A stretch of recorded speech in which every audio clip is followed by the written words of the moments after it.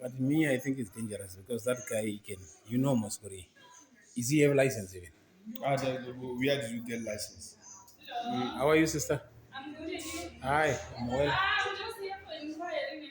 Yes, yes, my sister. We have a microwave that needs to be fixed. So yeah. That microwave, it's working. But yes, later when it like the thing is starting to set like it makes some noise. Yeah. Alright. So yeah. How much do you charge to fix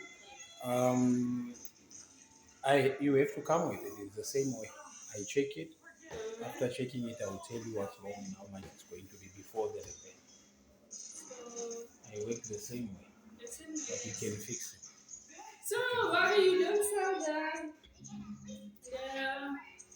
ends? You're looking for an M?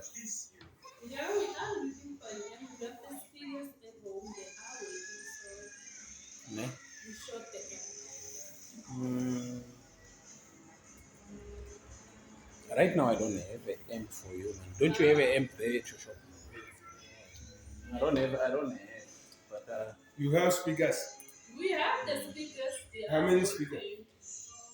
I think the big one and the small ones, they are five, about 4 or 5.